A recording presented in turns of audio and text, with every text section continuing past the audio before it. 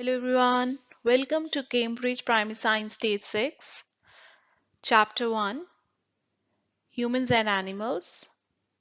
Topic for our discussion, what does the brain do? How do you remember your way home from school? Why do you breathe without thinking about it? Or how do you know when you are hungry or thirsty? The brain is a soft, gray, wrinkly organ inside your skull. It does all your learning and thinking and also controls all your muscles and senses.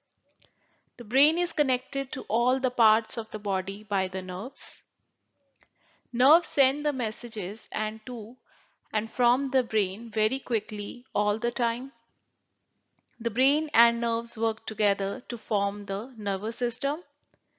Different parts of the brain have different jobs.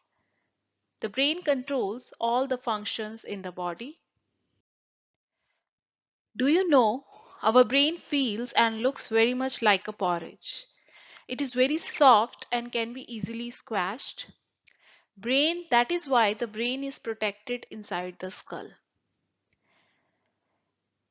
Each fist represents one hemisphere or half of the brain. The size of the two fists together is about the size of the human brain. The brain size in humans is not related to the intelligence. The left side of the brain controls the right side of the body, and the right side of the brain controls the left side of the body. Left brain people generally tend to work more with their right hand and move their right foot forward first while walking. But this may not always be true. If you are right brained, you will tend to use the left side of your body more. Left side of the brain is the side responsible for the logical thought, reasoning, language, and number skills. And the right side of the brain is the side responsible for creative ideas and imagination and the awareness of art and music. So this is the diagram showing the left brain and the right brain. The left brain is responsible for logical, analytical, reasoning, numbers, and the right brain is responsible for music and arts and images, colors, and the creativity. So this is the nervous system. The main components include the brain, spinal cord, and the nerves. Brain that processes and analyzes the information. The spinal cord is the main communication link between the brain and the rest of the body, and the nerves, which are the cells that carry the messages in the form of electrical impulses, and the receptors or the sense organs and which react to the stimuli from the environment. And the sense organs like ears, nose, skin, tongue, and eyes. The ears react to the sound, nose reacts to the smell, eyes react to the light, and the skin react to the response to the touch, and the tongue which react to the taste. Let's discuss the parts of the brain. This is the cerebellum, and the brainstem. So cerebrum is the largest part of the brain. It has many grooves and bumps, as you can see, and it controls our thinking, senses, memory, and language. The cerebellum is found behind and below the cerebrum, and it controls the movement, balance, and posture. And this is the brainstem. It is found at the base of the brain.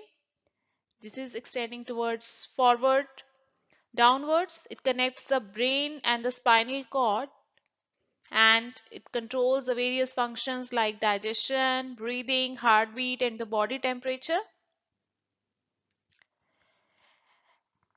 You can see many bumps and grooves here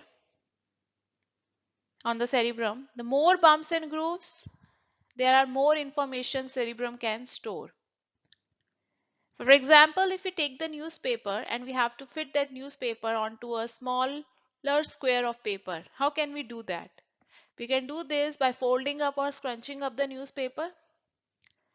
So all the words can be fitted on the newspaper page onto a small piece of paper. In the same way, the brain is able to fit a lot of information into a small space.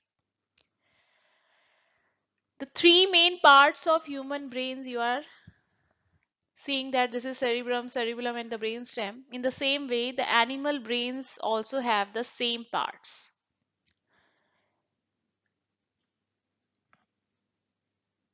The animal brains is bigger or smaller depending on the size of the animals.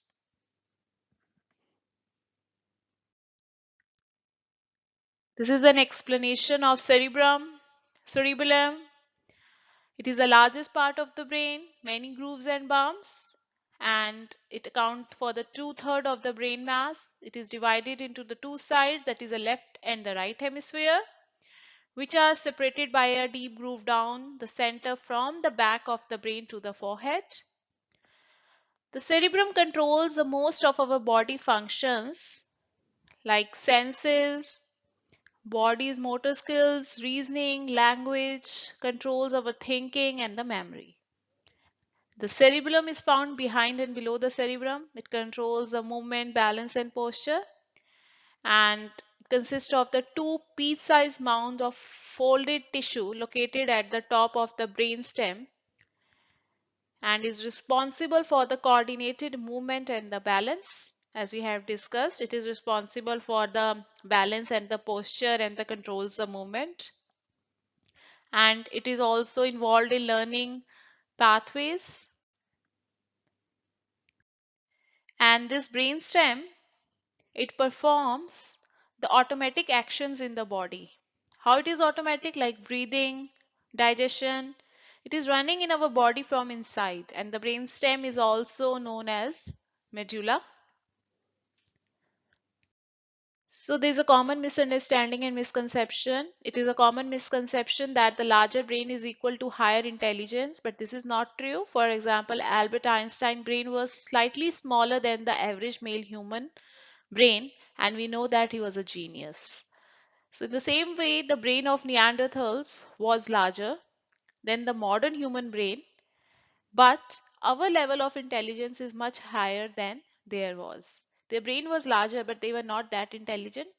Who were Neanderthals? Neanderthals were the extinct species of humans. They had the large skulls, they had the big teeth, they lived in caves, and they are shorter with the wider nose. But their brain was larger, but it doesn't mean that if their brain was larger, they were more intelligent. Let's discuss some of the questions. Our first question: how is the brain protected? The brain is protected inside the skull. Why it is important to protect the brain? It is important to protect the brain because it controls everything we do. If the brain was injured, our bodies could not function properly. How does the brain send messages to and receive messages from other parts of the body? Like you have seen the cerebrum, it controls your speech, it let you talk, control your balance, send nerve messages to your muscle to make them move. It makes sense of nerve messages from your ears and tell what you are hearing. It changes the nerve messages from your eyes into the images you see. So the brain sends the messages to and receive the messages from other parts of the body by the means of nerves. Why is it important that these messages travel very quickly? And think about this situation. You are crossing the road when suddenly you see a car speeding towards you. What you'll do? Your body needs to react quickly in order to keep you safe and healthy. In this case, your brain makes you to move fast to get out of the way of the car. Explain how your brain allows you to make a phone call to a friend. Your brain allows to move so that you can pick up the phone, select the number, and it let you to see what you are doing, and it lets you hear the phone ringing, your friend's voice, let you to talk to your friend. So this all happened because it makes sense of nerve messages from your ears, sense of the nerve messages to your muscles, and change the nerve messages from your eyes into the images. So all this happens because of your brain. What happens if your brain is damaged? When the brain is damaged, it is serious because the brain controls everything we do. Some body organs can repair themselves, but others can't. The brain is usually can't repair itself. Some things that affect the brain are germs that cause the infections, the growths on the brain, the lack of oxygen, and the head injuries. Does your brain still work when you are asleep? How do we know this? Where do the dreams come from? Brain. Brain makes us dream. Dreams are the thoughts, images, sound formed by our brains. When we are asleep, dreams can be about anything. It can be, sometimes it often not make any sense even when we remember them. So the brain controls the heartbeat, the breathing, which still carry on while we are asleep.